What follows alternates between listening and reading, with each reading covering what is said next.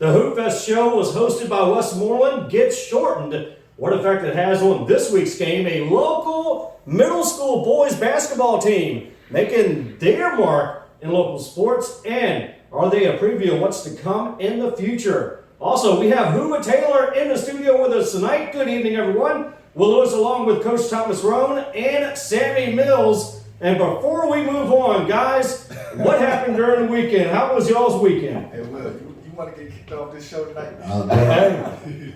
I think everybody out there, Facebook land, TV land, all that, YouTube, Spotify, wherever you watch your podcast, know what happened my weekend. Friday night was pretty good. I went to the Essex and Westmoreland game. Yeah. And that was a hell of a game. I heard it was a big game. It was a good game, man. And yeah. I think Westmoreland won by like 6. I think it was 60 to 69, something. Yeah, something like that. I heard it was back and forth, real tight game. So I mean. Good. And there was 3 technicals in the third quarter, wherever the technicals were. A lot of rah chirping with the coaches, players, stuff like that happened. And I think Essex was up almost by like 11. And then when that happened, it just changed the momentum. And then WNL just went away. But I mean, it's still back and forth, but I don't think WNL looked back after that.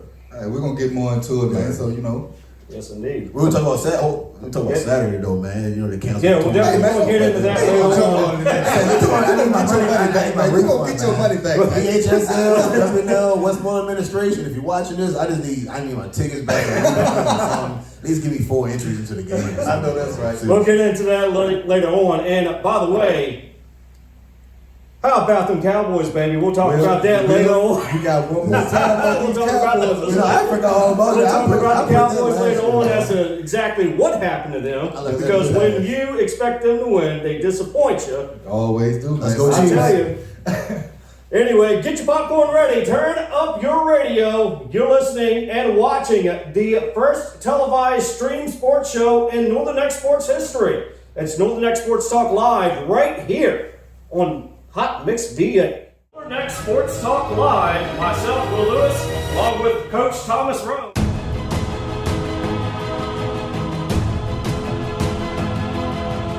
Planet Entertainment presents the 2nd annual Kings of Southern Soul, Sunday, April 30th. Coming to the Prince William County Fairgrounds, Manassas, Virginia. Performing live, King George. One monkey don't stop no show. Very special guest, Chaka. P2K. Sir Charles Jones. Pokey Bear. Calvin Richardson. J1. Big G. King South. Jay Morris Group. Lamar Bryce. Fat Daddy. Cadillac Man. And Westlove. With special added attraction, DJ Cleve. Hosted by Annie B. Plus a big car show and a lot more. Gates open 1 p.m. to 9 p.m. Showtime 3 p.m. Tickets on sale now. Kings of Southern Soul 2va.eventbrite.com. For more info, call 252-578-3504. 2nd annual Kings of Southern Soul at the Prince William County Fairground. 10624 Dumfries Road, Manassas, Virginia. Rain or shine, Sunday, April 30th.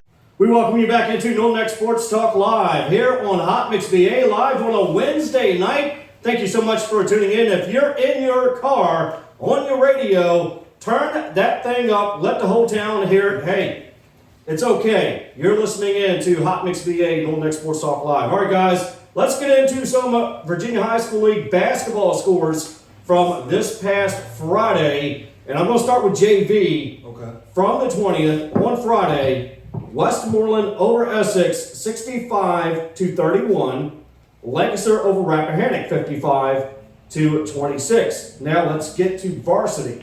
Okay. Varsity from Friday night. Northumberland over Colonial Beach, 66-50. Lancaster over Rappahannock, 75-35. And Westmoreland over Essex in a somewhat close one, 69-50. Well, I mean, we're going to start with this Essex and Westside game, man. It was a packed house up in that yes, joint, it was. you know what I'm saying? Tickets sold out, what, Thursday? Well, early Friday morning? No, Thursday morning about 11:30. Yeah, they sold out Thursday morning around about that time. Yeah, we I bought mine said at 9 that last o'clock. week. And you know I was pissed off with you, man. My bad. You could have got all our tickets because we talked about that last week and we knew it was going to sell out. Now, I was on the road driving, so I wasn't going to be able to just look at GoFan and all of that stuff. So you already knew we needed tickets. Bro, so listen. I'm not gonna lie, I just thought about myself, man. It just happened so quick. That's just like us sometimes, man. Just like I was already busy on Friday anyway, so it didn't really matter. But listen, the next ticket, the next game, WNL at Essex at WNL, tickets on me. Hey, Essex didn't refund me from Saturday. Okay, gotcha. But anyway, you know what I'm saying? The game, Essex and Westside, 60-69. Real good game from what I heard. I didn't get to go, but I mean, from the stats, the Essex boys didn't come to play. They gave it their all. Unfortunately, they fell to Westside. You know what I'm saying? And that takes their record to 7-8. You know what I'm saying? But at the stats, when you come into Cam Robinson have another big game. 27 points. 21 rebounds, 4 blocks. You can't ask nothing for that from that. And those blocks were like Zion, like Williamson blocks. Man, he was sending them to the third row of the bleachers, bro. And I heard he piped on a couple boys or piped a couple joints or something like that. He dunked one time, but Vaughn dunked two. So that's how you know he got something brag. But they got to win. Nonetheless, they got to win. I can't say, I don't mean to cut you off, but I can say though, man, Cam is just a freakish athlete though. I watched him at warm-ups, man. Just watch how he shot the ball. It's like, Cam, when the hell did you get time to practice basketball? Right? And the way he plays, bro, is just like, we know you as a football player. Yeah. Like, when I'm not taking anything from your basketball skill, but when did you have time to really focus on it to do the things you do on the court? Like, I seen this dude take it coast to coast with a left hand, bump a dude. The dude fell on the ground, hit off man! And he drove to the hoop, drove the dude to the hoop with him with a right hand layup. But the crazy part about it, man, it ain't just basketball. It's a couple more sports coming up. Baseball, track, and then whatever he want, he got. And he gonna shine in all of them, man. But not just Cam on the team. We want to shout out the other players. Will Monroe. You were speaking on him earlier. Man. Demetria Holmes' oldest son. He's been balling on that basketball court and everything. He put up 15 points, 6 steals, 5 assists. My little homie Makai Allen. He came up through with 7 points, and I think he had 4 steals. And the young homie. What number was Makai? I can't think right offhand, but I mean, you see them curly curls coming off the top of his head with the cornrows in it. I know you're talking about. I know you're talking about. Yeah, he had a big 3 man. You know what I'm saying? So he had like one of the Bone Thugs. Yeah, like Busy Bone or something. Yeah. But out the Cleveland, man. Shout out to Cleveland. Dorian Harris, he came on there too with 6 points on that night, 5 rebounds, 2 steals. So the boys gave a good effort. It's just, you win some and you lose some, and Westside got the other hand. You said they gave a good effort, but I mean, when you got Vaughn Harris putting up 30 points, 5 assists, and 7 rebounds, that's a lot. You do. And mind you, how many points WNL scored? They scored 69. Listen to this. My guy Darian, the one I was talking about from JV, 29 points, 3 rebounds. Wow. What can you do when they score half the points? Shout out to my man KJ. You scored 9 points, man. You doing your thing, big down low, pause, but hey, you doing your thing, bro. So, but like I said, bro, when you got 2 people scoring half of your points, you gotta work on your bench though, man. It sounds good, but your bench the others gotta step up, man. Because it's gonna come a game. Exactly. We know what game we talk about. Them red boys over across that bridge, man. They run right now. So they're gonna need to have everybody. They're gonna need to have everybody step up and do their thing. Because for one, even with the Essex and Westside game, Essex was winning at a point in time. Yeah. Third quarter, 3 unsuspected technical fouls. They got real chippy. I'll be honest with you, the refs weren't. I don't want to put it all on the rest, but the ref could have played both ways. And other than those 2 technical fouls, it was a great game, man. Great game, man. Well, what was the other big game in the district that week for the boys? Well, the other big game was over at Northumberland. And Northumberland winning over Colonial Beach 66-50. And from my understanding, that was a real close game at a couple of times in that game. 66-50. If you'd have seen that game last night at Essex and Northumberland, you understand why it was 66-50. But well, we gonna go with that then. I mean, Colonial Beach, they was almost there. They were almost there. They're still winless in the district, and hopefully before the season comes out, those boys can be able to pull away with a victory. Right. I mean, they still got Rappahannock. I think Rappahannock is still always rap, bro. I love those guys dearly, man, but it's always rap. Because I mean, they're having they got 3 wins on the season, so they're having a little rough season too. But you never know what can happen. For real, you never know what can happen. But Colonial Beach is having a little rough season. So far as getting a win over some of the top tier teams, I highly doubt it, because those top 10 teams, they're playing right good basketball right now. And once they lock in, bro, they lock in. Like last night, we haven't really gone to the Northumberland WNL game, so I'll let you get to that though. But all right, let's get to Hoop Festival on Saturday at Westmoreland. Let's go to game 1, which was in the girls. Rappahannock over Matthews, 52-15. Rappahannock points led by, guess who? Candace Law. yeah.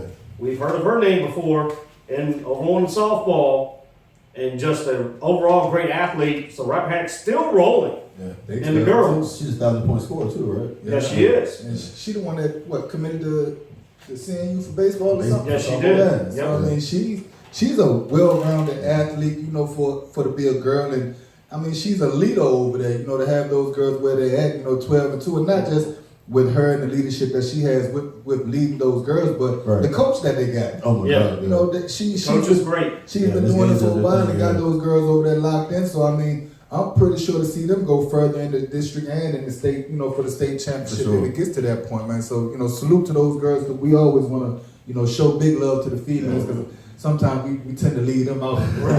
But the y'all girls over there, man, y'all keep on doing y'all thing, man, and be the leaders of the Northern Neck when it comes to that time to be able to try to go to states and everything. All right, let's get game 2 real quick. Westmoreland losing. This is the girls. Westmoreland losing to Surrey, 46-38. Westmoreland led by Jay Moore, 11 points. C. Candia and L. Clark with 10 points. Surrey County led by K. White with 21 points. Now let's get to the boys. Game 3.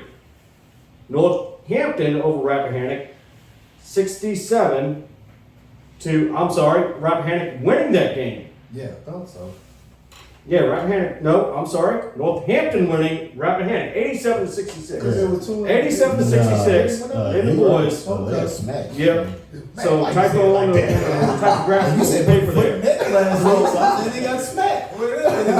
Yeah, put over that line and got smacked, man. That's what it was. But no other game was played for the remainder of the tournament due to the tournament being canceled the rest of the day. Once again, altercations ensued and ruined the remainder of the day for the players allowing to play the rest of the games. So a press release was issued Tuesday by Westmoreland High School stating that this week's games will be moved up to 1 hour. That's include JV and varsity between Lancaster and Westmoreland. Now, some parents of these athletes are asking, when will these extracurricular activities stop? And they are taking away the enjoyment of what is high school sports. I mean, the extracurricular activities stop when players start losing scholarships and offers that they are currently receiving. Right. That's what I believe, because these players that are getting into these altercations, they got to understand that they have younger kids that's younger than them looking up to them, in my opinion. If I know over here in Essex, our star players, they know they got younger kids looking up to them. You know what I'm saying? So whatever they're doing, 9 times out of 10, those younger kids gonna eventually follow their lead. So if they're running around and getting the dumb stuff, the younger kids are gonna mess around and getting the dumb stuff. So if a child starts losing their scholarships and offers and stuff like that, those younger want to see that, eventually it'll wane away from happening, because that's what eventually is going to happen. People are going to start losing offers and scholarships, so when that start happening, and parents when you could have had a child that maybe could have got a full scholarship, partial scholarship, and parents got to pay for your college, then that start to hit the pockets, so that's my opinion on it, And it seems like these things are happening more often than not only in our area, but across the state. Yeah. So what can everyone do to stop this sort of thing from happening and having games not canceled?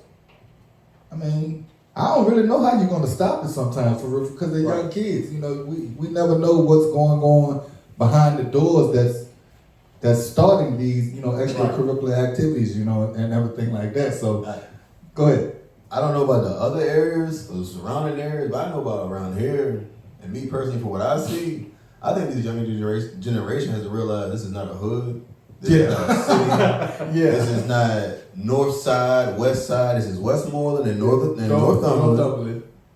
not the beach. This is Colonial Beach. The way you acting is uncivilized. Yeah. If you were at home, you wouldn't act like this. Because I know some of the kids personally. I know their parents. You know what I mean? So honestly, I think the behavior is silly. Yeah. So I wouldn't. And think about you say when the scholarship get dropped. Let's be honest. What if you don't have a scholarship? When is it going to stop? It's going to stop when you realize, like I said, this is not a city. When you're behind bars, juvenile detention, and you want to be better, but you're sitting working a cupcake job, barely making it. You know what I mean? That's when it's going to stop. Or let's just say, hey, you having a big event and you have other surrounding counties coming 3-4 hours away. Why just have 2 or 3 school deputy police there? Why not have Why not already have the police there before this even happens? Before we've seen this happen too many times in the day. So everybody just got to take extra precautions. For sure. You know, because don't take number one mistake to throw everything that you was trying to do away. So they got to take extra precaution, extra refunds, because I need my tickets back. I mean, that's just it. All jokes aside, I mean, it is what it is. All right, guys, when we come back, we're going to be talking with Hoova Taylor in the studio with us live tonight. You're locked in to Northern X Sports Talk Live right here on Hot Mix VA. More tuition assistance is available than ever, paving the way for debt-free education and training. And Rappahannock Community College is here to help. Earn a degree, certification, or even start college in high school. Success starts here. What are you waiting for? We welcome you back into Northern X Sports Talk Live here on Hot Mix VA, playing some great music tonight. And hey, look who we have. Hoova Taylor in the house here in the studio with us. Good evening, everyone. We'll listen along with Coach Thomas Roane, Sammy Willz, and Hoova. Thank you so much for coming on this evening, my friend. And how are you doing? First of all, before we get to the questions, how are you doing? How's the family? Everything's good, man. I appreciate the opportunity. I'm doing good. Family doing good. Everybody in good health and such, so I can't complain at all. All right, let's get to some of your high school stats and college and professional, right? 2-time district, 1-time regional, and 1-time state champion in the high jump, current school record holder at Essex High School, college, 4-time All-American, 3-time All-Conference, conference champion, Penn Relays College Division champion, Division II national champion, current school record holder, graduated with a BFA in graphic design from Virginia State University. Oh, I'm not done yet. Professional, multiple top 10 finishes at major USA track and field championships. Holy cow. 2016 Olympic trial qualifier, nationally and world ranked. Let me repeat that. Nationally and world ranked. 2013 to 2017 and personal best 7 feet 5 inches. Holy moly. That 7 feet 5 inches, that's over the bar thing? Yeah. That's over the bar. Yes, sir. Like pole, right? Nah, it's just no pole involved. It's just run and jump. It's like straight vert. God. Wow. Straight Holy vert. cow. They ain't doggone anybody out there. Boy, you got a crazy resume. Yeah, that's a huge resume, especially in the professional level. So I bet congratulations. it was hard for you to get a job like that with a resume like that, man. So I'm gonna get to your first 3 questions, and these two is gonna go a little bit deeper into even more questions. So my first question to you is, what was your favorite track meet of all time? Just on any level? On any level. I was going out to Eugene, Oregon. That's called Tracktown USA. So I went out there like 2 or 3 times. You talking about competing in front of 20, 30,000 people out there, man. So the love that you get, just the enthusiasm, the excitement, the atmosphere is crazy, yo. So that was my favorite one. So if you were to be in the Olympics at this moment in time, Summer Olympics, what would be your ideal country to be in? Home soil, here. I don't really like traveling much on airplanes and such, man. I'd rather, get in a car and go somewhere. But if I could be on home soil, that would be great for real. And one last question before I turn it over to Coach and Sammy. How did you come about to get into Olympic qualifier? How well did that go as far as being in an Olympic qualifier and a nationally and world ranked? So what were you able to do to get yourself to that level? Main thing is having a good coach. Shout out to my coach, Skeeter Jackson. He pretty much took me under his wing in early 2013, and he told me just to commit to the blueprint of the program that he gave me. And just by doing the workouts and being consistent with everything, and just believing in myself, having the right people around me to believe in me as well made it easy. So I started consistently qualifying for like USA Outdoor Track and Field Championships, Indoor Track and Field Championships, and then eventually I qualified for the USA Olympic Trials. And that's good stuff there. Yeah, appreciate it. Good stuff. What's up, big dog? What's good? First and foremost, I want to thank you for coming out here. We've been, talking for a little while. We didn't know each other for since I was a little kid. Yeah. I mean, we both, got that battery blood in us. Sir. You know what I'm saying? That's first and foremost. You know what I'm saying? So we've known each other for a while, man. And I'm just happy, for you to come out here tonight and get these kids some game around here. Because we try to do this show to, shed light on the ones from the past. We call them legends.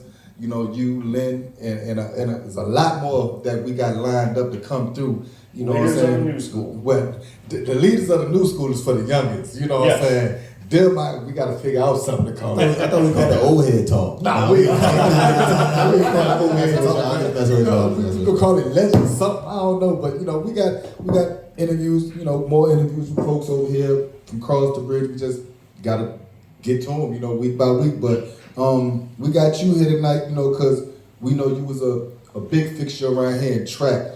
And I know Coach Steve Cole's over here, one of your homeboys. He got the track team over here, and I'm pretty sure he's going to be having some of his players look at this joint. So we want you to give as much game as you can tonight, from your youth to college level, high school, everything. We want to try to touch bases on everything that we can possibly even think of tonight. So that way these kids, when they come through, they'll have that game that we didn't have when we was coming up, you know what I'm saying? Right. Well, with me, get these questions started off, man. We're going to, first thing with me, man, tell these folks, about Hoova, coming up around here, coming up in the small area, Essex, Battery, and stuff like that. What was some of the things that you like to get into and participate in, when you was a little younger coming up through here? Got you. So, what's going on, everybody? Named Hoova Taylor from Tappahannock, Virginia, Battery to be exact. Went to Essex County Public Schools, kindergarten through 12th grade.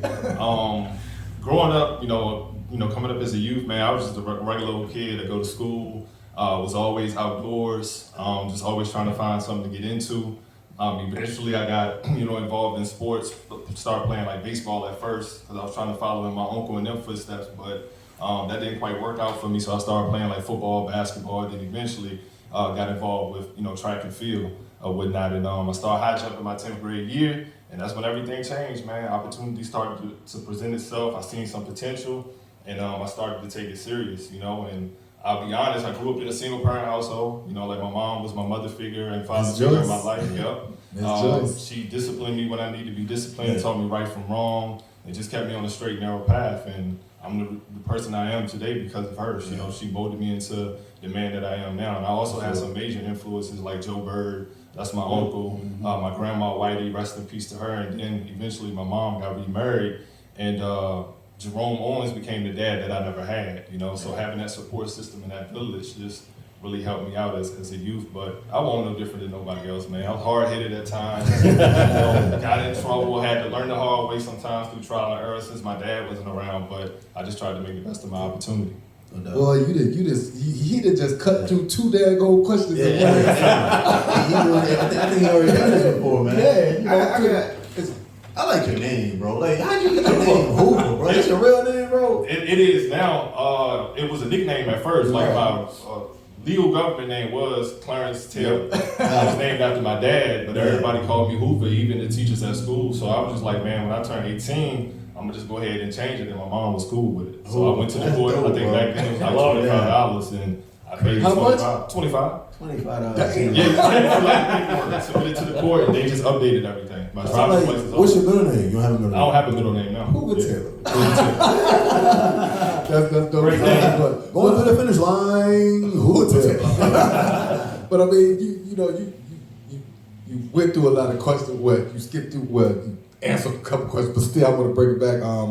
Like you said, some of your people that you looked up to and everything like that. Like even when you was young, because I know, like with me, we went to high school games, looking at the football teams and all of that stuff like that. Like, who were some of the people that you kind of looked up to outside of the family that might be in the area, you know, when you was younger like that? Mick Green, BJ Bird, older brother. And folks don't realize, but man, He was a beast. man, He was nice, man. people be getting me mad sometimes when they be talking about their tops and all that stuff like that. And they don't say nothing about Mick Green, man. Yep. Yeah, Mick Green was a big like influence of mine, the person I looked up to. BJ Bird himself, BJ Bird introduced me to like basketball and football and all of that good stuff. But then as a youngin, like hanging with BJ, we used to go to football games. So I seen like Stacey Tutt, Jared Wormley, all of those guys, man, that I really, you know, started to look up to and wanted to be like them as I got older. So who would you say that really got you introduced to track? Like actually got you? I'm gonna be honest. Only reason why I ran track was to stay in shape for other sports. So it was just like something that I seen hanging up in the hallway my 8th grade year, and me and my friends just agreed to go out. So I really didn't know anybody at that point in time to do track. I just went out and did it. I ain't gonna lie, bro. If I see you out on the street, I would thought you went to school to play ball, man. Everybody said, man, that was my number one goal at first. Like I wanted to, you know, try to do something in basketball, but I played against Nicole. I don't know if y'all know Nicole. Yeah. Somebody told me he tried out for the league or something, and he didn't make it, and I knew I ain't have a chance. Yeah, he was nice, bro. So I just picked track and field, and I'm glad that I did. Yeah, no, that's right. Who was some of the outside of the, you know, regular people, like some of the teachers back then, like in elementary school or intermediate, you know, that possibly stayed on you at that early age because they might have seen something in you or something like that? Mr. Wright was definitely one that stayed on my case about, you know, focusing on my grades and getting my act together. Miss Washington as well. Who else, yo? The Heart Souls. Miss Heart Souls. Like, they definitely tried to keep me in order and just talk some sense into me. And then, you know, as I got older, like Coach Gross was like the middle school PE teacher. You know, he was putting us on game, and Ty Jones as well. You know, he was always telling me to take things serious and focus. So those are some people that definitely helped me out. A whole lot of great. And that's Coach Butch Gross? Yeah, Coach Butch Gross, great guy. I was gonna say, shout out to Mr. Gross. It's crazy because he went to Gloucester and taught at Gloucester, ended up being the assistant principal too. So shout out to Butch. I never called you Butch before, but you always call me Slam and Sammy. I love you, man. I'm gonna tag you in this once they tag me in it for you to check it out. I think he was at Westmoreland for a little while. He was at Westmoreland for a little while. He went to school. Then he moved to Essex. Yeah, and then he shot to Gloucester. I think he's at the alternative school now. He's the principal there. All right, guys, when we come back, we're going to talk more with Hoova Taylor here on Northern Neck Sports Talk Live on a Wednesday night. You're locked in, Hot Mix VA. Listening to Hot Mix VA Radio, brought to you in part by Seeger's Legacy Event Center, the event establishment that will exceed your expectations. Book them now for your wedding receptions, birthday party, family affair, or church function. Let them bring happiness to you and each and every one of your guests. Dinner options are only available on the weekends. Now back to your regular scheduled programming on Hot Mix VA Radio.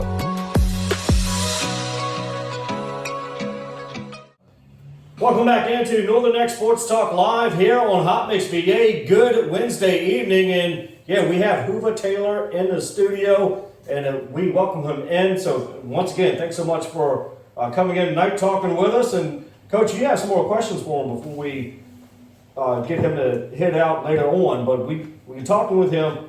Great professional background, college and high school. It's just unbelievable. Yes, sir. Yes, sir. We're gonna jump on with this interview and everything, and getting into the, you know, going through intermediate school and everything like that. What was some of the sports that you had started out playing when you was younger? I started with baseball, so I played like entry level baseball, like little league baseball, t-ball, coach's pitch. Was relatively advanced for my age, man. I felt like I was gonna be next up in the family because my Uncle Joe was good, Uncle Nuki was good, and then Arthur Bundy, rest in peace to him, man, was really, really good. Yeah, oh yeah. So I felt like I was gonna be next up, and for whatever reason, my mom ain't signed me up for 3 years. By the time I got back into it, I was sorry as I don't know what. But if you looked at it though, man, back then, you know, like you said, your mother was a single mother. Yeah, you know? it was tough. And just like with my mother, she was a single mama. I mean, I played football from 8 years old to 12 years. She was never able to come see none of my games, but she would drop me off with my coach, Coach Carnegie. And he would take me to all the games, feed me and everything on thing. You know what I'm saying? So back then it was a little bit harder for our parents. You know what I'm saying? Right. Because unlike now, you know, with us, we try to make everything happen for our kids. Sure. And Yeah, sometimes for real, I believe that kind of hinders them. Yeah. You know what I'm saying? Because we try to give them everything that we didn't have, and then it just backfires sometimes, I believe. But I mean, you had a good group of people that you can look to in your uncles and everything like that, you know. So once you got to high school, which sport did you actually jump in? Well, basically, when did you start getting interest in track? So I started running track my 8th grade year. And the only reason why I did it was to stay in shape for other sports like football, basketball, and all of that good stuff. And then 10th grade is when everything changed. Like I was forced to high jump, and that's when I kind of seen the potential in track and field. I was still more focused on like basketball and such, because I wanted to see if I could make a little bit of noise in basketball, but the potential was so crazy there. And Coach Sykes was telling me some good stuff. Miss Angus, the person that convinced me to high jump, was telling me some good stuff. So that's when I really started to kind of put track to the forefront and focus on that as much as I could. Who were some of the players back then that you ran with, or you think some of your toughest competition from other counties back then that you ran against? The biggest comp that I had was Curtis Henderson from Lancaster. And rest in peace to him, man. He passed away a couple months ago, I believe, bro. So is he kin to the Hendersons over there that now that's doing Probably Tyson? Yeah, he might be. Oh, man. Yeah, he might be, but to this day, I've never seen anybody have the bounce that Curtis Henderson had. Like his bounce was crazy, and he did it so effortlessly, and he was like the type of guy that would just do any event that the coach throw him into. So me and him high jumped against each other a couple times, and we would go at it. It was a nice little classic showdown. So you said like bounce, what did you said you high jump, like not pole vault. So what did you do to be able to jump as high as you can? Like as far a lot of squats, like it'd be an Olympic lifts. Like back in high school, I took advanced PE. At the point in time, I didn't understand the workouts that Coach Jones was throwing together, but obviously he knew what he was doing, because fast forward to my post-collegiate career or professional career, I was doing the same workouts. So doing like Olympic lifts like power cleans, hang cleans, power snatching, hang snatches, and squatting, deadlifting, bunch of plyometrics, that all converts to the high jump, and that's how you get your bounce up for real. wow. Okay. So when you finally realized that was something that you wanted to do, you know, professionally and everything like that, you know, what was that time that really came into your mind? Was like, okay, it's time for me to really lock in with this, you know? I mean, it didn't happen until I won the national title at Virginia State when I was in college. But that kind of opened my eyes up to things, because back then I wasn't training or practicing. I would just go out and compete. But the fact that I went out and jumped like 7'2"1/4 with no practice, no training, like that kind of opened my eyes up. Like, man, look, if I take this thing serious, I start working out, I start, being disciplined, I probably could do a little something. So in 2013, that's when I started locking in to really high jumping, and I started jumping higher and higher and higher as time went on. Started getting to like the professional track meets, jumping in front of the big crowds and stuff like that, and that was just continued motivation. So you said that was at Virginia State where you really got locked in. So what was the process? Because you graduated high school in 2005. So what was the process from, to even get to Virginia State from high school? What was that process like, So my 11th grade year, I broke school record. I jumped 6 feet 7 inches. My 12th grade year, I was looking forward to it, but I lost sight of being a student athlete, man. Sometimes you get sidetracked, and that's what I preach to the kids nowadays. You're not an athlete, you're not an athlete student, you're a student athlete. Without the academics, there are no athletics. You know what I'm saying? If you ain't got the grades, you can't compete. So my 12th grade year was probably one of the worst years you can have as a student athlete. I got kicked off the basketball team. I was declared ineligible by the VHSL, and all my little letters of interest, questionnaires, recruitment, that joint just went down the drain. And I'm telling you, I had letters and stuff and calls from some of the biggest coaches in the nation at that point in time. So what led me to VSU was just Miss Vessels, my guidance counselor, and my mom just trying to push me to college, So that's the reason why I went to VSU. And I didn't compete my first 3 years there.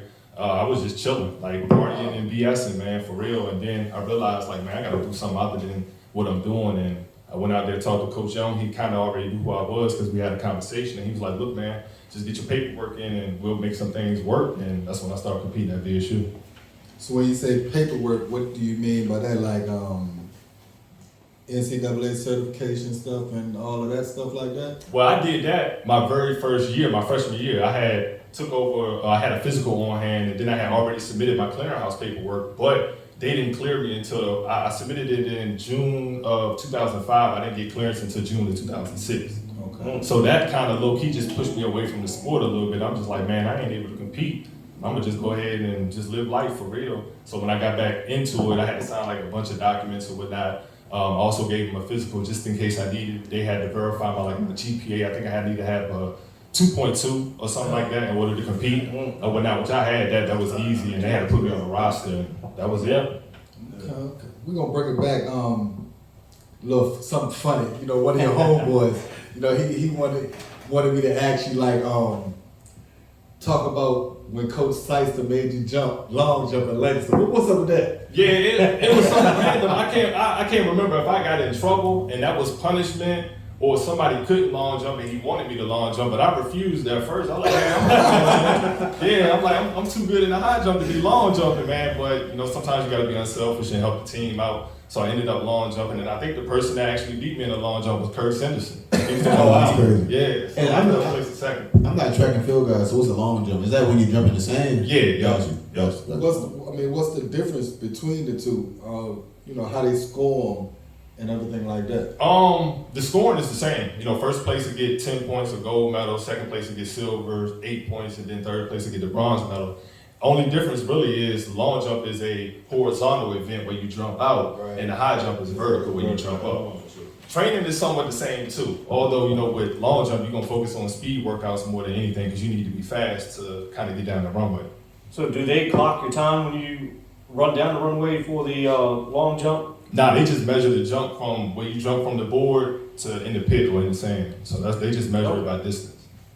So in this basketball, bro, were you able to dunk? Like, were you dunking in basketball? Yeah. I'm about to say, like, it was nothing for you to dunk. Yeah, it was easy, man. Especially when I was able to start palming the ball, because I had relatively small hands in high school. So around like end of my 9th grade year, early 10th grade year, that's when I really started throwing it down. And the bounce started getting crazy, man. It was easy. HBCU, you say you went to Virginia State, you know, had numerous offers from different other spots or interest from different other spots and everything. What was the experience like being at an HBCU? You know, we've got a lot of talk about HBCUs now, and you know, what was your experience like being at a HBCU? Honestly, at first it was like half and half. Like I liked VSU, but at the same time I wanted to transfer. Mm-hmm. And I actually had got accepted to transfer to JMU, James Madison University. But the coach, track and field coach, reached out to me. And he was like, man, we about to get rid of our men's track and field program. Yeah. And I'm glad he gave me the heads up, so I decided to just stay at VSU, and I just fell in love with it, man. They renovated the campus.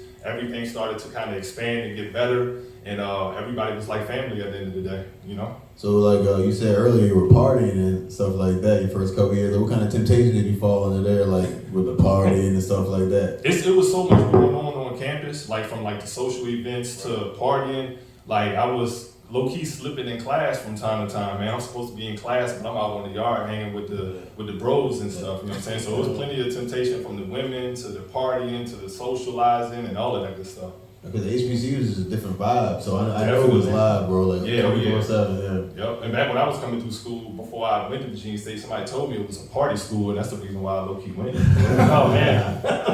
All right, we're going to talk more with Hoova when we come back. You're locked in to Northern Next Sports Talk Live right here on Hot Mix VA. Okay, Oprah, chill out. Seriously, Tracy, now is a great time to start a new career. Well, yeah, that's why it's so important for folks to get a high school credential and work-ready skills. Yep. At Middle Peninsula Race, adults can study in class, online, or with a tutor. Adults can take GED prep, reading, English, or computer skills classes. Oh, please. We can also help adults study for their driver's license, citizenship test, or team up with area businesses to train for a new career. All for free. For more information and to register for class, call 804-769-1151. Welcome back into Northern Next Sports Talk Live here on Hot Mix VA. And hey, if you're not listening right now, but you're listening and watching us on the YouTube channel, put us on your big screen, because this is a huge interview with us. Hoova Taylor's in studio, and Coach, you have some questions about his last season in Virginia State University. Man, one of your homeboys telling me about this diss track or something. Y'all supposed to have this St. Augustine or something. What is that all about? Yeah, so me and a couple of my homies was on campus early, man. It was the early part of January of 2010. We was bored. St. Aug is like they used to be a powerhouse in track and field. Like they had some Olympians and stuff like that on their squad. They posted a video talking trash about the rest of the conference. Oh. And what we decided to do was just make a rap diss track. And it was, I ain't gonna lie, that joke was fire because it caught everybody's attention. And they was giving us props and everything. So I ended up posting it to Facebook. And the numbers went crazy, man. Comments was going crazy, likes was going crazy. And we thought it was just like harmless fun, but administration got a hold of it. And it kind of almost messed my Virginia State career up, for real. Yeah, they ended up kicking me off the team, me and 3 of my homeboys off the team. And by, I think like March, early April, I got reinstated. I got the blessing from my homies. I was like, look, bro, what we gonna do? We gonna get back on the team or nah?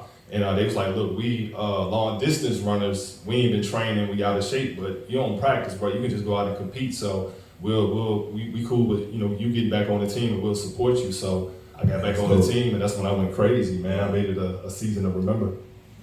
Wow. So what are some, things that, because so far you have said a couple things where you got kicked off team and had to bounce back. It seemed like you always had to bounce back from something. What gave you that, that ambition to always want to bounce back from the trials and tribulations that popped up suddenly, in your life? I mean, when you have goals and aspirations that you set, just because you face like an obstacle or a slight bump in the road, you can't let it stop you. So right. I know I came back to Virginia State because I still had about a year and a half of eligibility left. Mm-hmm. And although I got kicked off the team, I was still determined to get back on the team and accomplish what I wanted to accomplish. And that was to win the conference championship and try to at least become an All-American one more time. So when VSU finally reinstated me, man, it was just full force ahead. I was focused like no other than this tunnel vision. And I just wanted to make up for that lost time for the indoor season because I didn't get to compete. So like I said, when you got them goals and such, man, you just got to keep pushing regardless of what happens. Good deal. Like, what's your most memorable, college dealing with anything with VSU? Because we got a lot of kids that's about to, go into college and, like Sammy said earlier, temptations and all different types of things, might come and get in their way or whatever. So what are some things that they should be looking for when they get into college and trying to avoid? And, and what are some things that they might want to be a part of when they get into college and everything like that? Gotcha, that's a good question. So, once you step foot on campus, man, you want to associate yourself with the right people. You got to be careful because not everybody is in college in a sense for the right reason. Some guys are there to, party and BS, or they just there for a short period of time. So you want to make sure that you associate yourself with like-minded individuals like you. Like if you there to get an education, you're there to, become a part of organizations or expand your knowledge, whatever the case may be, you need to associate yourself with people like that. There are different organizations that you can join. Like I'm part of fraternity, Kappa Alpha Psi Fraternity Incorporated. We're big on achievement, helping in the communities and such. And we also big on networking and getting people jobs and doing all of those things. So there's a lot of clubs and orgs that you can join if you have values and such, other people on campus or whatnot. Intramural sports is something that you can get involved in. Maybe you're not able to play football or basketball. You can still kind of be competitive and play intramural sports and, just network with your teachers and such, man. You know what I'm saying? Because those could be the people that'll get you an opportunity when you graduate and when you walk away from school. So what was it feeling like to be called All-American 4 times in a row? Man, it felt good, bro. It felt good for real. And to have, the main thing was to have that plaque as a reference to it. So when I go back home to my mom's, she got it on display right there. That's right. That's right. So that's exactly right. There you go. To Eugene, to Oregon? Once I graduated from VSU, I kind of chilled for a year or two, because I didn't have a professional coach. Yeah. But pretty much what got me out to Oregon was just going out and competing, jumping the required heights that I needed to, and I just kept it going. I wanted to compete against the best of the best to see how I stack up. And back then I was thinking, if I can do it, hopefully the kids back home will see me doing it. It'll be some type of motivation for them. So what's the process of getting a coach? I got him through my stepdad, Jerome Owens. He was a pretty popular guy in King George for basketball. He knew a lot of people. Somebody had seen me jumping on film, and they was like, yo, I would love to coach that guy. And me and Skeeter Jackson had a conversation at McDonald's in Central Park one day, and I told him, I was like, Coach, like, just show me the blueprint, man, and I'm gonna just try to do my best to try to follow it, and he just guided me throughout my career.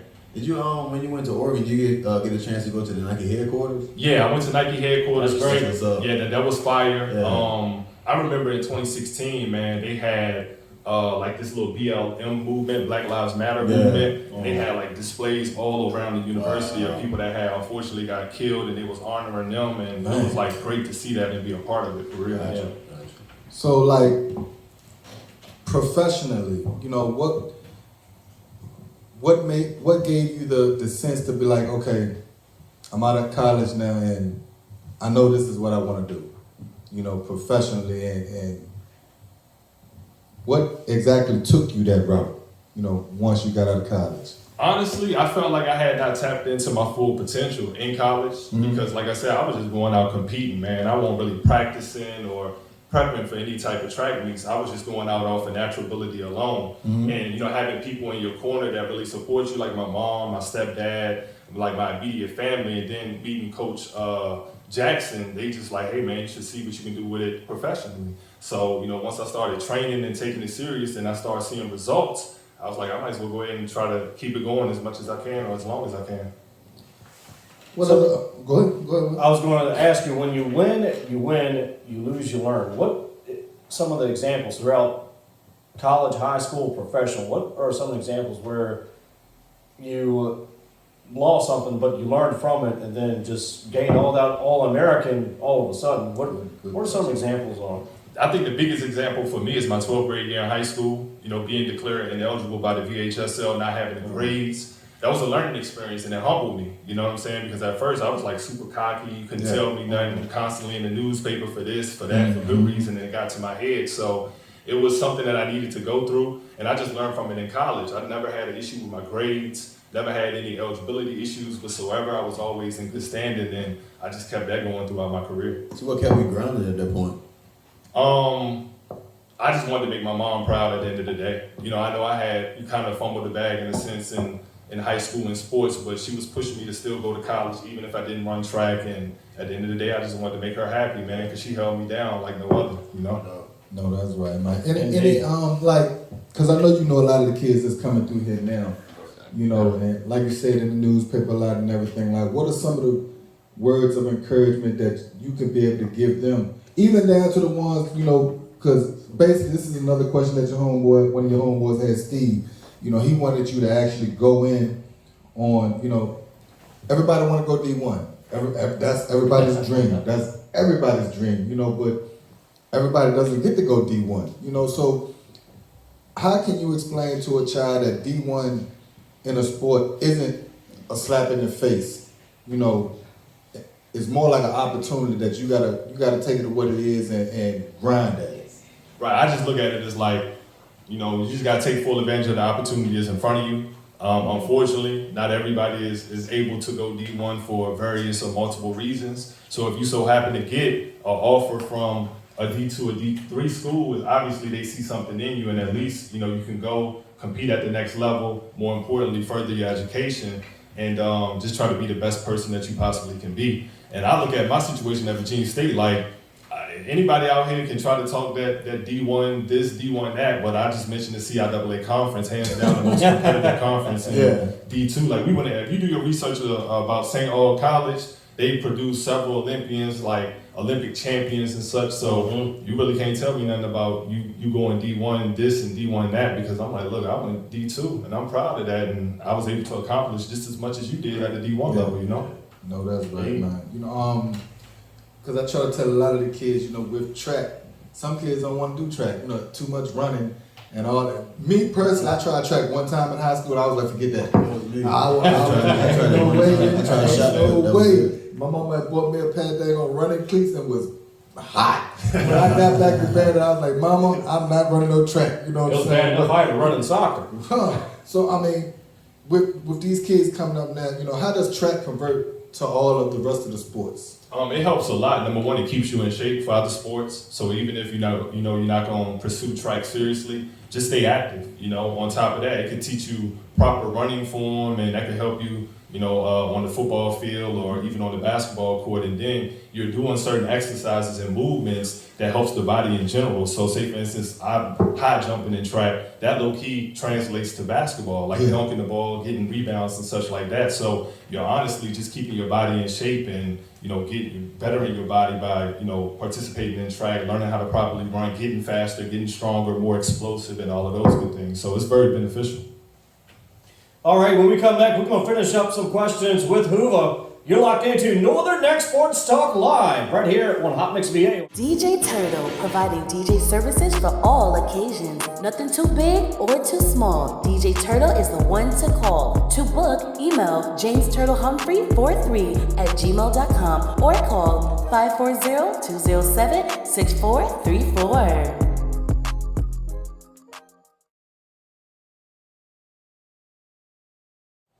We welcome you back into Northern Neck Sports Talk Live here on Hot Mix BA. Here live in Tappahannock, Virginia, and in studio tonight we've been talking with Hoova Taylor, All-American National Champion. I tell you what, Coach, what a great interview so far. Yeah, it's been a real great interview. We just was a good thing you just told us about. One of the little homies over here, Jaden, reached out to you. They said, everybody for real, this is what all these interviews is for real, because we want to highlight these players that came before all these players that, that's here now. Some of these players probably ain't even never heard of him or don't even know about him. But then when you see this interview, see all the accolades that he done got from running track and everything like that. And if you're a high school player that has those aspirations to run track or football or anything at the next level, and you see any of these interviews that we're doing and these, men that's coming on and sitting with us during these interviews, what other people that you would want to reach out to besides those ones that's already been through? Exactly. Right. You know what I'm saying? Everybody can say whatever they want, but to me, high school, college, a little bit of professional, even if you don't get to the professional level, but if you get to the high school, the college and everything like that, some of the people that you would want to be able to reach out to and get information, good information from. Not just information to feed your ego. I'm talking about good information to let you know what to expect at the next level. It shouldn't be no question, man. Reach out to these folks, man. Reach out to them, pick their brains, because I'm pretty sure they're going to give you the information. It's all on you what you do with that information. Sure. How does it feel coming from Tappahannock? We all from a small area. You coming from Tappahannock during that time. It's hard to get from around here anyway, as we all know. Right. You was able to get to college, play at the, in the Olympics and just do all of these other good things in your life, How does it feel to come from this area and being able to compete against some of the top track and field players in the world, It felt good, man. Considering single A, Little Essex High School is one of the smallest schools in the state, man. It feels good to come out of a situation like that and be able to compete on a national or even a world stage level, So I just tried to use it as motivation and find ways to just make it out in a sense for real. And I just wanted to prove people wrong. Even though you may be from the smallest school or the smallest area, you can definitely make it out. So it felt good to actually, do a little something. No, that's right, man. What are some of the what game can you give, the upcoming generation now? You know what I'm saying? Something that you didn't know when you was coming up that you feel like they should know now, coming up through Essex, and not even just Essex, but the whole Northern Neck, because we got a lot of talent in the whole area. Definitely. And then, with me, yes, I'm from Essex County. I love Essex County, but I know Essex County too, if you know what I mean. You know what I'm saying? Sometimes we could be, we could be our own worst enemy against each other. You know what I'm saying? We might tear somebody else's head off from another county, stuff like that. But then we could be real treacherous against our own kind too, you know what I'm saying? So what type of information can you, put out there for these kids coming up, that I know definitely would be beneficial to them in the future? My thing is, man, just take things seriously.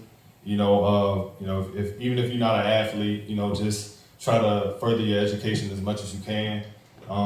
Just stay focused, set your goals and expectations high, and just make sure that you surround yourself with people who genuinely love you and genuinely support you, and not just there for the moment. And if you face any trials or tribulations or, come across any obstacles or, bumps in the road, do not let those things define you. Like I was at the football game when Essex lost to Riverheads, and I wanted to chop it up with Cam and Dorian and let them know, like, bro, like, don't let this moment define y'all, man. Right. Like Cam going to UVA, he's every single chance he get, that should like resonate in his mind in the sense, like, bro, I couldn't get past Riverhead, so somebody got to feel my pain, and that should be the motivation to like make you compete at another level. So whatever you're going through, just try to use it as motivation as much as you can for the athletes. If you're trying to get offers, trying to get recruited, social media is a powerful tool, man. Yes, you know what I'm saying? Use social media to your advantage. Network. Do not be scared to sell yourself in a sense. Like reach out to these coaches and these recruiters, and don't rely on anybody else to do it for you. There you go. Do it yourself. Exactly.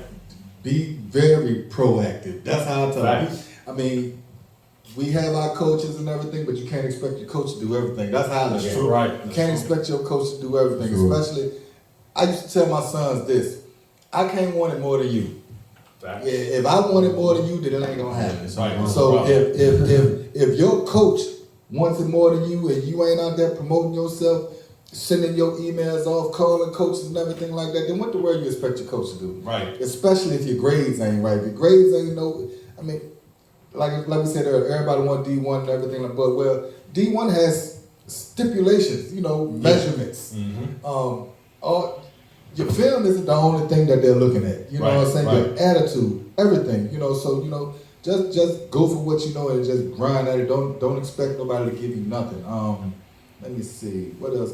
Go ahead. So who were some of the athletes or track athletes you looked up to, like coming up as far like I wouldn't say professional, but like Olympians, you know what I mean? One of the top high jumpers in Virginia was Keith Moffitt from 757. I think he jumped like 7 feet some change in high school. Dang. So that was the guy that I looked up to because he was competing on that world level, and I was like, he from Virginia, he doing it. I'm trying to represent too. So he was one of the main ones, and then just some of the older guys that I used to compete against in like high school and college as well. I looked up to those guys because they were successful, and that kind of motivated me to want to follow in their footsteps or be just as good as them. So look at a lot of YouTube videos, stuff like that, or you actually just like train with them. No, some of the guys I competed against, but more so like if I had to relate to YouTube videos, I definitely used to watch those day in and day out, especially on that professional level. Like these guys are jumping what I'm trying to jump, and they're already accomplished what I'm trying to accomplish. Like I was just soaking up as much game and as much knowledge as I possibly could. So I tried track. I did try shot put for like a week. It didn't work out. So like how did you get hype? Like, you know what I mean? Basketball, football, you get hype. Like what did you listen to? Like what did you do to actually get you hype into it? Able to jump? Man, that joint changed on a day-to-day basis for me. Like some days I'll listen to like down south crunk music. Right. Other days I'm listening to R&B, bro. So it really depends on my mood because I learned like if I listen to something that's too hype, sometimes I'll psych myself out. It's just be out of control. You listen to John B and something like that. You got me old school R&B, like H-Town and all that. That's that light skin stuff. That's what I said John B. Probably like John B a little bit, man. That's that light skin stuff. I just usually listen That's to something from that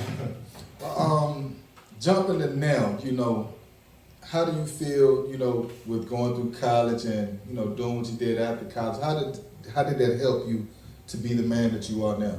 Honestly, I'll tell any kid, if you can afford it, go to college because college low-key prepped me for the real world. Yeah. Mom and dad is not going to be there each and every morning to wake you up and go to class. Yes. They're not going to force you to study for your quizzes, your tests, your midterms, and your final exams. Like you have to develop the self-responsibility and self-discipline to do so and translate into the real world, transition into the real world. That helped me tremendously because as we know, bills knocking at the door each and every month. Right. Yeah. Mom and dad ain't gonna be there to make me go to work and such. So I gotta, make sure that I handle my business, and college helped me so much with that, How 35 now, right? Yes, sir. I mean, like I said, I've known you for a long time, and seen on Facebook, been over a month now. You're about to get married. Yeah, wow. Awesome, man. Congratulations. Congratulations. Good thing, Appreciate it. I've been married since, Lord have mercy, don't let my wife see this. I've been married since, 2005. Marriages, they rocky, as in everything in life, man, but how do you think the woman that you was able to ask to marry you has helped you in your life? She's been a big supporter of mine, man. You know, I be having self-doubts just as much as the next person. At times I lack confidence, and she's there to pick me up when I'm down and just, you know, support me and motivate me as much as possible. So when I met Porter is her name, when I met Porter, I was still competing or whatnot, and she never had anything negative to say about our lack of time together from time to time, because I'm traveling to track meet. She was always super supportive, so she's helped me out tremendously, man. Yeah, tremendously. That's dope. I love seeing that black love and all that stuff like that, man. Just young love. And in the world we're in now, you know, I was listening to Breakfast Club earlier, and Lala, she was saying about it's not a emphasis on getting married nowadays. You know, so to see you still being a young man and committing and wanting to jump out there like that, I salute you on that. You know, yes, indeed. Most nothing but success. You know, in the future with that. Before we get out of here, you know, we like to do coaching tips. Hold up. Y'all two have any more questions? No, you go ahead with your coaching tips, Coach. We like to do coaching tips where we try to give out tips. You know, I usually talk about try to give insight on NCAA eligibility, or I don't know everything. I didn't go to college. That's why I try to, you know, I reach out to you or Lynn or other dudes that I might know and stuff like that, you know, to find out information and stuff, because both of my sons went through the recruiting process and everything like that. So the information that if I don't look at it online or anything, I tend to reach out to people that I know that been to that next level. Give these kids a major tip that if you can think of, and even if it ain't a major tip, you know, as far as dealing with recruiting or anything, just some life gems, you know, life jewels and stuff like that, you know. When it comes to, I know we big on sports out here, so when it comes to like sports and recruiting, you know, you just gotta, you know, put yourself out there. Like I said earlier, sometimes you just gotta do it yourself, utilize social media to the best of your ability. But if you're out here constantly getting contacted by these coaches and these recruiters, make sure you listen to everything that they're telling you.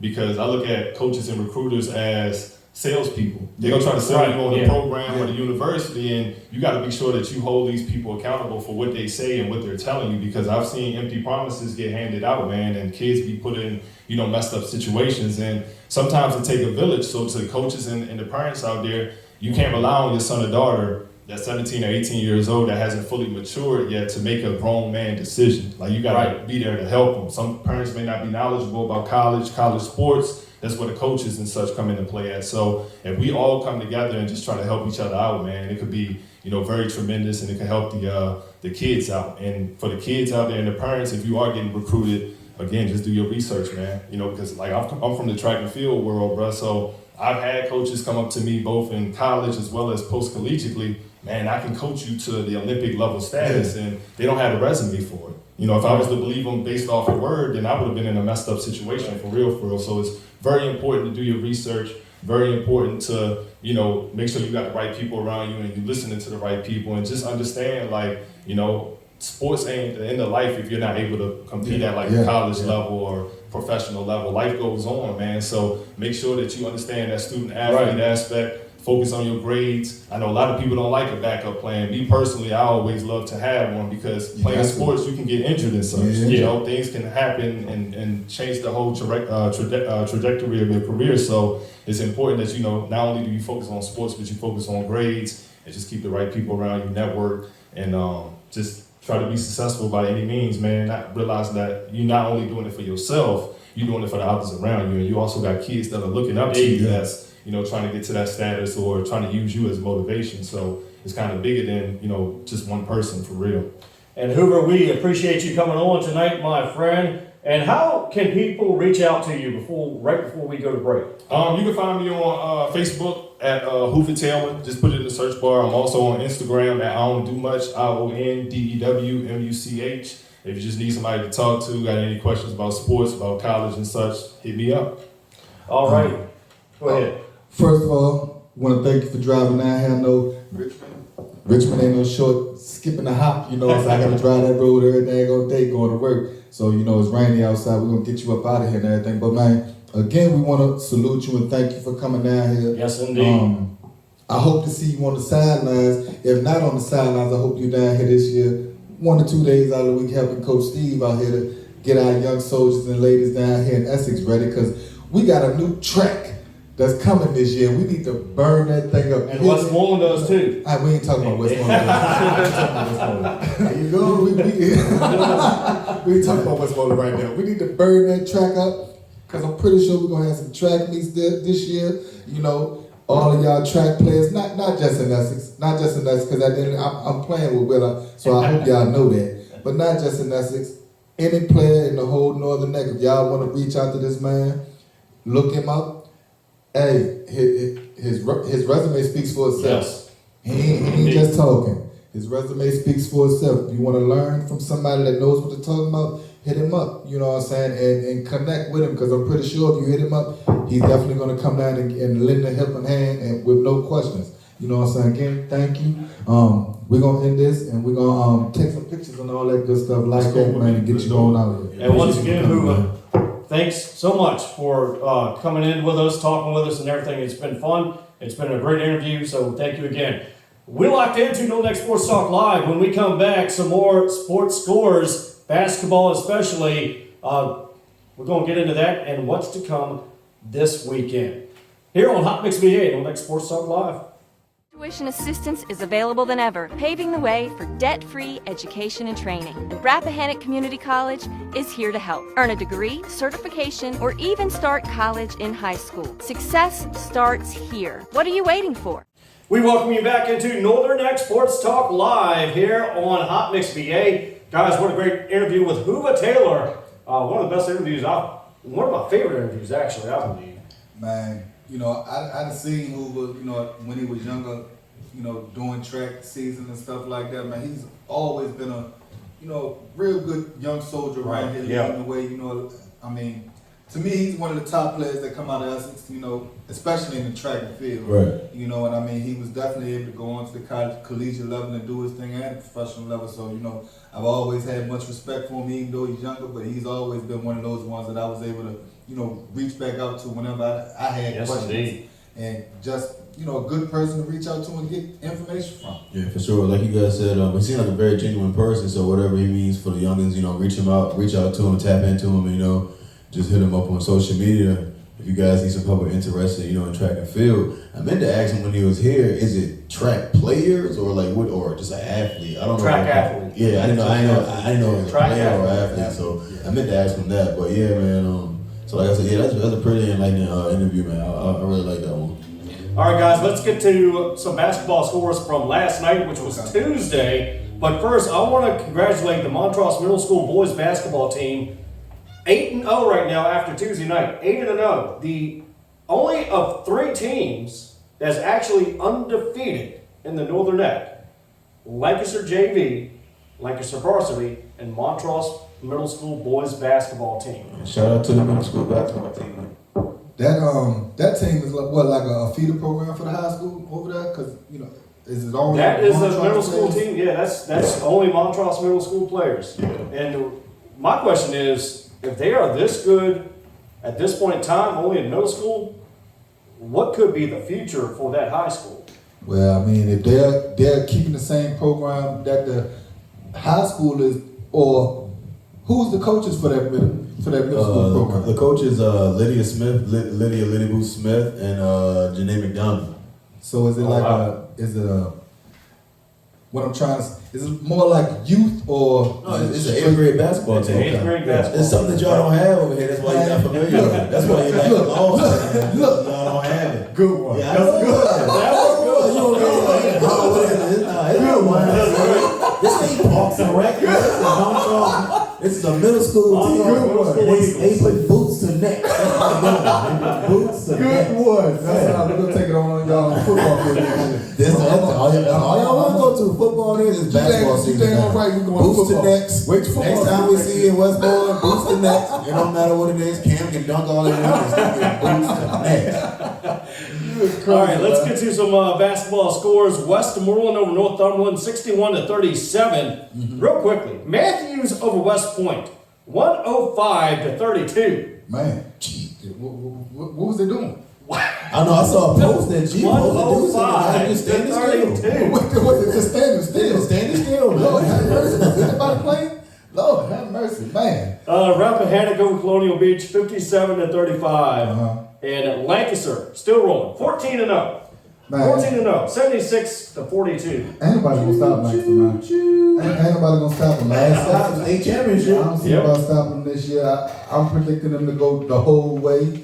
And I mean, if they don't go the whole way, it's not a knock on the program. It's just somebody that was out there to just be able to get them at a better game. But if it's Auburn from last year, I don't think they won it. If it's Alta Vista from last year, I don't think they won it. Alta Vista's good. And anybody that Debonair ran through last year, I don't think they're ready for Lancaster. I mean, Lancaster has beaten the last couple teams, even my Trojans. You know, I still got love for y'all boys. You know, we caught a slug, but it is what it is. We're gonna bounce back next week, you know, and get this thing back going. You know, but Lancaster is a tough team to deal with right now. I mean, they are. They got shooters all over the daggone court, man. Then the boys playing defense. They done beat the last 2-3 teams by either 20 or 30-something points. So it's hard for me to see anybody that's going to stop them right now. I don't see anybody doing it, man. If anybody stopped them, it'd probably be at a 2A, 3A or something like old that. folks said, if anybody beat them, you beat yourselves. That's right. Nobody. Basically. Now, Westmoreland's in that second spot at 10-5, 6-1 overall. But you gotta think it's probably gonna come down to these two teams again, and we may have a battle for the state competition again between these two teams. No, I don't see that happening. I just don't see it happening because for some reason it seems like, you know, the kids, I don't know what's going on over there, but we keep having altercations. And if they keep having altercations, people are going to get suspended or whatever. Lock in, bro. And regardless if the team gets to that point to face them, you're not going to be at full capacity. So it's going to be null and void. Even if you get to face them, they're just going to roll on past you like they've been doing everybody else. You know, so even if they meet each other, Lancaster is going to come out on top. I mean, I think. Now I don't want to sound like I'm going back on my word, but now you said they're 10-5. I had no idea they're 10-5, and it's going to boil down to them. If they would play the same defense and play to their potential and don't play like they played last night in Northumberland, bro. At halftime, it was like 17-13. At halftime, bro. Yeah. So then it had to flip a switch. Like the switch already be on when the game starts. Yeah. Instead of just waiting, you know what I mean, and just play a good whatever zone defense, that 1-2-2, whatever they're running, man. They just gotta play it to a T. And I mean, I think it'd be possible, but I mean, it's definitely possible. But Lancaster's 14-0 and rolling on and just running away. And I mean, as the season goes, they're only going to get stronger. They're only going to get that mindset, that killer mindset that want to take everybody out. You know what and it seems like everyone poised, man. Like no one gets rattled, no one the pressure doesn't. Well, they don't really see the pressure, but it's just like they always know where the next guy is. They always know where the boy is, and man, just get the job done. And they got a support cast, man. Unlike during the football season, basketball season, they have a tremendous supporting cast of people that's coming over to their school, watching them boys, and just being. Football season, you don't even see them on Facebook. Basketball season, I'm like, where the world these people come from? You know what I'm saying? But I understand it because your program is doing a damn good job. And I mean, this ain't just the first year with that program. This is year after year that they make noise in the Northern Neck and further than the Northern Neck. So, I mean, you can only give respect when respect is due. You know what I'm saying? And I'll always salute that, man. So those kids over there doing an excellent job. All right, that leads us to this weekend, which is Westmoreland and Lancaster. Now, there's a change based off of the media report from Westmoreland High School. There is a change in the time, so I want to let you know that. JV, Westmoreland versus Lancaster, will be at 4:30 this Friday, and Westmoreland Lancaster varsity, I believe, will be starting at 6 p.m. Okay. 4:30, I think everyone will still be at work. Sounds like it. Hey, that's a good thing. Shouldn't have no altercations. Well, kids still be there. Where the police gonna be at? Well, we'll let them handle that. We'll let them handle that. All right, next game, Essex and Colonial Beach. Okay. And then Northumberland and Rappahannock. Okay. Well, Essex will bounce back this week. We'll put everything back together this week. Northumberland and Rappahannock. I mean, Northside been on the road here too lately. They have. What? Northumberland right now, they are 6-5, And they're I in the third believe. spot? Oh, so they're in the fourth spot. Yeah, they're down in the so, fourth spot. You know, Rappahannock, they're having a tough go at it. They're in the fifth spot. You know, Northside, they still got a shot to keep things rolling now. I'm predicting the Northside to pull away with that one. Yeah, for sure. Yeah. And let's get to the girls real quickly for Rappahannock girls. As of right now, they are 11-2 overall record. I think they're 12-2. 12-2, yeah, that's right. They did win last night or Monday. So they are 12-2 now, overall record. So that's another team that is running away from the district, Rappahannock girls, and we've said it before. Yeah. They have that potential of going to the state competition, possibly state championship. They definitely do. Yeah. I don't see nobody around here slowing them up. Yeah, I mean, they're always in the regionals. So, I mean, I think this team right here definitely has the juice to make it to the States, especially with Slaw. I mean, they can definitely do it. Yeah. All right, and when we come back, we're going to talk some NFL. What happened to the Cowboys and what happened to a couple other teams that lost over the weekend. You're locked into Northern Next Sports Talk Live here on Hot Mix VA. Listening to Hot Mix VA Radio, brought to you in part by Sega's Legacy Event Center, the event establishment that will exceed your expectations. Book them now for your wedding receptions, birthday party, family affair, or church function. Let them bring happiness to you and each and every one of your guests. Dinner options are only available on the weekends. Now back to your regular scheduled programming on Hot Mix VA Radio. We welcome you back into Northern Next Sports Talk Live here on Hot Mix VA. And thank you so much for tuning in with us, listening to us, and hanging out with us on a Wednesday night. Myself, Will Lewis, along with Coach Thomas Roane and Sammy Mills. And before we get to the NFL, Coach, we have some girl athletes that is making an impact on wrestling here in the Northern Neck. Yes, sir. I think it was Wednesday? Last Wednesday, yeah, I believe. Wednesday, you know, my nephew, Marquetta, was senior night, and they had a little tournament there. And I mean, it was some girls on that mat that was amazing. You know, yes, it was. I was watching the live, and it was great. You know, we have, 5 females on our wrestling squad. Chloe Asher, Amaya Lane, Haley Silva, Willow Fort, and Isabella Rush. And I mean, each one of those ladies, you know, did damage on the mat last week. I mean, I seen Chloe. I've been hearing, you know, information about Chloe the whole season, but, you know, I never got the chance to actually see her until I went out this week. And I mean, I seen her pin a boy in like under 20 seconds. A boy. Wow. Wow. I thought they were going against other girls. No, it's co-ed. No, this was co-ed. Oh. Yeah, Russell's co-ed. You're going against your weight class. So regardless if you're a boy or girl, whatever your weight class is, you're locked in there. And I mean, 12 seconds. 12 seconds flat. And I mean, it wasn't just it was a technical pin. I never wrestled or none of that stuff like that, but whatever the coaches is teaching her, she did it to a T. 1, 2, 3, ding, ding, ding. Got it out. And I mean, Westmoreland has a young lady over there named, let me see, what is her name? Westmoreland, let me see. We're going to come back to that. I'm going to find her name or whatever, because I want to show the young lady. Matter of fact, her name is, she's a senior, Azaria Moore. I'm not for sure if I'm saying it right, but her name is Azaria Moore. Okay. And same with her. She went in, beat a boy from Northside like it wasn't nothing. Wow. And I mean, this boy wasn't no small boy. You know, like I said, weight class. Yeah, right. I mean, she's not no small girl. He wasn't no small boy. And she went in there and I think that was about 12 seconds too, almost 13 seconds. It wasn't that dang long. I mean, they went, and I mean, not just those 2 young ladies, you know, Amaya Lane, Isabella Rush, you know, those girls got wins too against some of the boys, you know, so it was a real good thing to be able to see the girls participate in a man's sport. You know, I think Chloe, she has aspirations of joining what's the wrestling thing? The WWE? No, what's the collegiate college wrestling or something? MMA? Yeah, MMA. I think I read somewhere that she has aspirations to possibly doing something like that. So, I mean, again, it's real nice to see young women out here putting on for their school and not just being able to compete, but being able to compete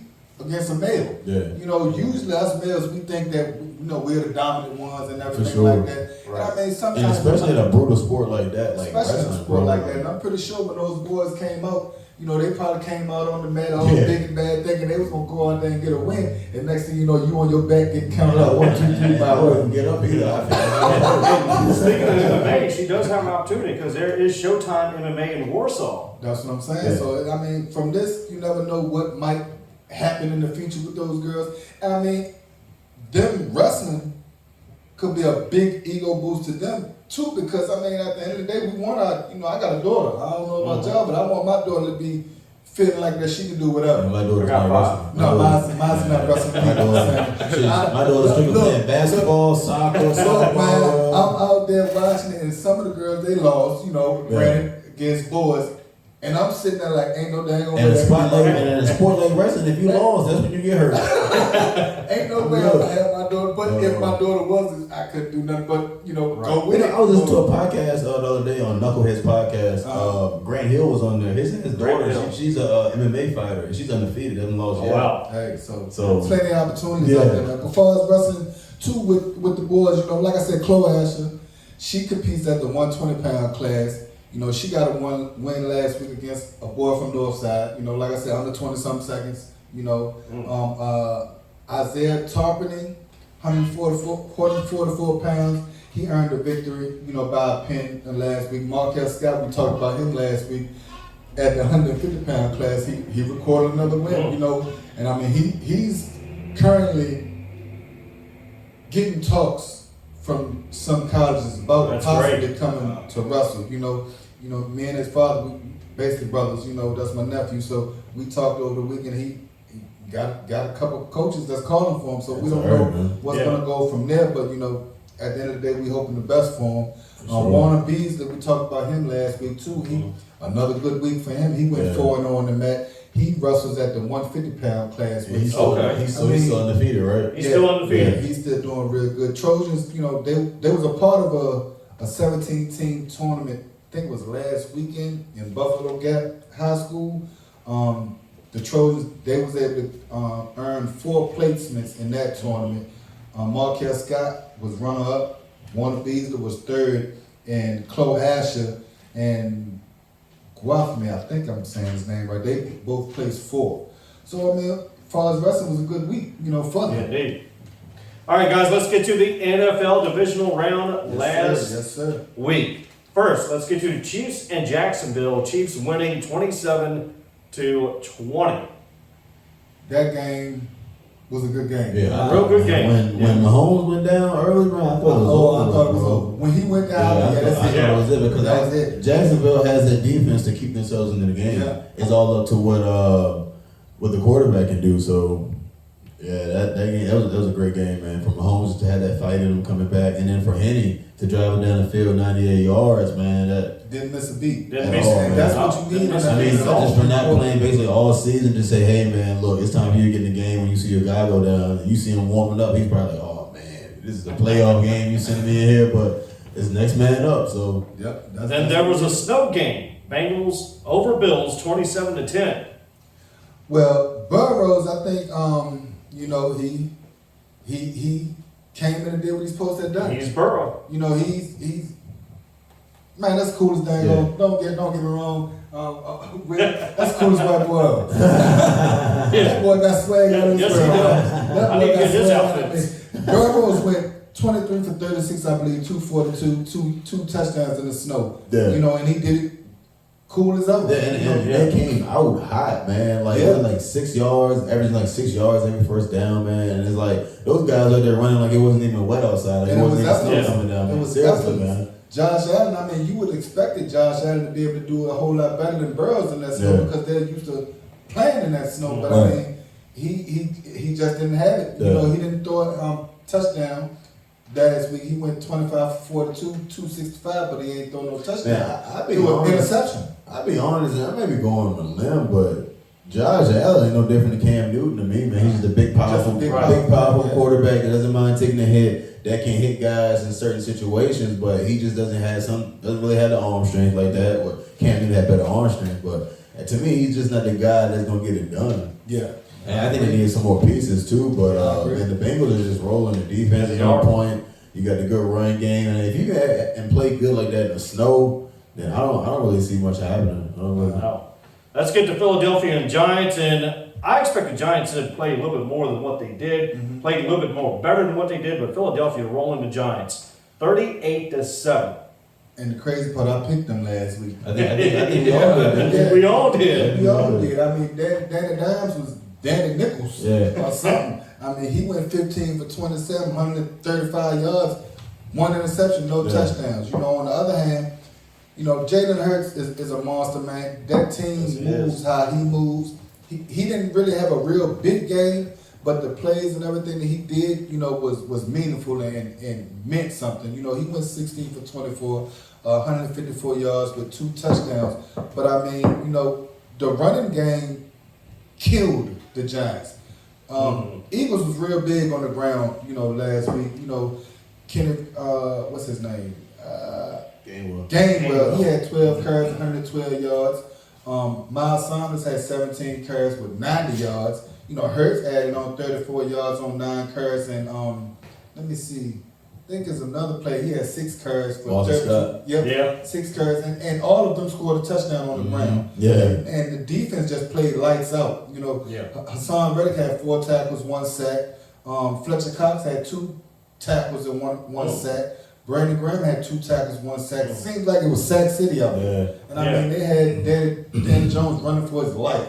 So this week is going to be a real good game. Real good game. San Francisco. Definitely. No, I don't think so. You don't? You don't think so? I don't think so. I mean, the way they came out there against the Giants didn't do anything wrong. The Giants were the same Giants we saw for the past couple weeks. Okay. The Eagles just showed they had a week off and they didn't take it. They ain't playing the games. They prepared and they were ready for it. And they smacked them in the mouth. They put boots to necks from the get-go. Seriously, man. I mean, like they didn't. I mean, I didn't see any flaw in Philly at all. No, it wasn't. In that game, it wasn't. And I mean. Well, we're going to get to the 49ers game, but I mean, you think like the score was 19-12, and they say it was a good defensive game. So I mean, just imagine what Philly would do to a Brock Purdy, or you know what I mean? That's just you do got a point there. You do got a point. Now 49ers and Cowboys. 49ers beating the Cowboys 19-12, and when you thought the Cowboys would win, they disappointed you. I know they disappointed me because I picked them last week. Was hoping to see that Cowboys-Eagles NFC Championship game, but didn't come to light. 49ers gets them 19-12, and they're playing Philadelphia. Put it like this: the same thing that we said last week that Dax needed not to do, he turned around and did it. Man, that gotta go. And I mean, he has to go. It was in the first half, 2 interceptions in the first half, and possibly could have put points on the board. For sure, right? You know, you figure at least. 1 interception, if you cash one of those in, that's 7 points. That's 19-19. We're going into overtime. You know, but for you to throw 2 picks, that's taking points off the board. And then on top of that, you know, you got Ezekiel Elliott. You're getting paid all this money. You got 10 carries for 26 yards. What in the world is that? He needs a pay cut. He definitely needs a pay cut. And it seems like Dak has a problem, man, throwing curl routes, man. Like every single route that he gets picked off is a curl route, man, like a stock route. Like, come on, bro. And they can read that. When Lamb went up, I mean not Lamb. When Tony Pollard went up, I know he's our best receiver. To me, he's our best receiver, our second best receiver. CeeDee Lamb can't even argue with him. He had a great game, over 100-some yards, no touchdowns. But you know when we needed those yards for first half, he was able to come out on top. It's just. I mean, our defense, I give it up to our defense. They played a hell of a game. It wasn't much more they could do, bro. Couldn't do much more. You kept them to 19. All we needed was 20, 21. But because of turnovers, they come back to bite you in the butt. You know, we seen it all season. You know, Dax, when he came back, he led the league in interceptions. He led the league. So it was already a tell story of what was the lead coming up, you know. But unfortunately, like how us Dallas Cowboy fans, we always get let down, man. We get led on through the season and led on. Then next thing you know, they just let us down. So we going to Super Bowl next year. I remember the defense on one spot where Kittle caught that crazy pass over the middle. Oh yeah, he should have got laid out. Exactly. Diggs. And then on top of that, Diggs. All them daggone interceptions you caught from last year. Why you ain't snatched that daggone the ball right in the chest?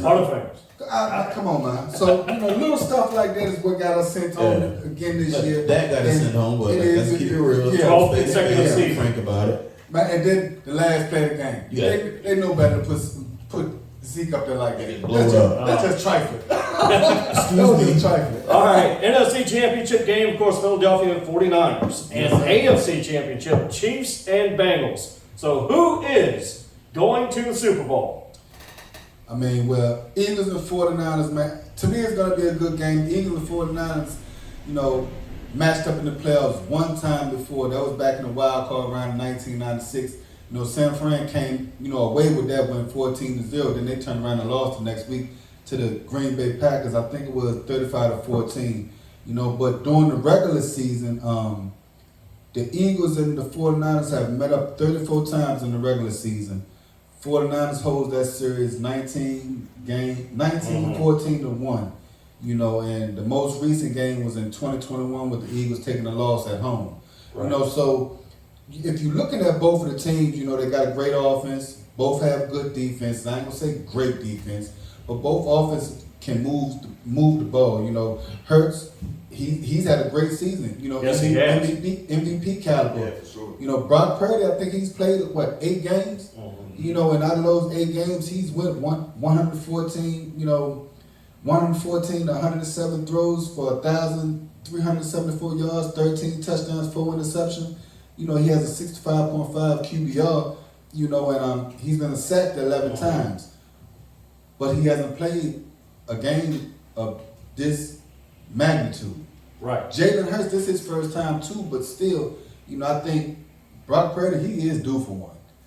Yeah. He's due for a bad game. I just think the defense of Philly is going to get to him, man. Yeah. And then there's a complete team, man. I mean, we just said how their running backs got off. And we're not going to mention what A.J. Brown can do to you, what Devontae Smith had a pretty good game last game too. So, and Goddard and those guys, man. So, I mean, if we hung with the terrible game that Dak had, I mean, I don't want to say but I'm not going to say it. But anyway, I'm not going to go into all the ifs and stuff like that, but it's just like, I don't think we had the firepower. I got the Eagles coming away with this week. Yeah, for sure. I got the Eagles by at least 17, man. Yeah. I do have the Eagles, and I'm going to go with Joe Burrow and the Bengals. Okay. Just because he's just styling, profiling, just like Ric Flair is doing right now. I'm going to say Philadelphia and Bengals in the Super Bowl. Yeah, I'm rocking with that one. I think I'm going Philly and Bengals, man, because I mean that defense is going to get to Mahomes, bro. One good time, 1 or 2 good times in Mahomes, and that's it. The only reason I think I'm gonna have to go with the Bengals too because Mahomes did get nicked last week. Yeah. That's gonna be a big effect on. Ain't no way that angle is gonna heal up. You know, that quick. Yeah. So and Joe Burrow's 3-0 against those guys in his career right now too. So Joe Burrow's coming in with a big head, knowing that exactly. Not just him, the whole team. 3-headed monster he got over there too with Jamar Chase, T. Higgins, and Tyler Boyd, man. Yeah, so he's got the weapons to do it. Good game of football coming up this week, man. So we're gonna see what they do for next week for the Super Bowl. Sure. All right, guys, we thank you so much for tuning in tonight here on Northern Neck Sports Talk Live. What a great interview with Hoova Taylor. And yeah, thanks so much. So, by the way, our YouTube stream will be on sometime on Thursday. So make sure you have us as your pregame before your pregame on your big screen and tag us in and take a selfie saying, hey, you're watching Northern Neck Sports Talk Live before the big pregame and whatnot. We will be sure to put it on one of our social media pages. For myself, Will Lewis, Coach Thomas Roane, and Sammy Mills, and everyone here at Hot Mix VA Radio, thank you so much for tuning in to Northern Neck Sports Talk Live. We will talk to you next week right here on Hot Mix VA. Northern Neck Sports Talk Live, myself, Will Lewis, along with Coach Thomas Roane.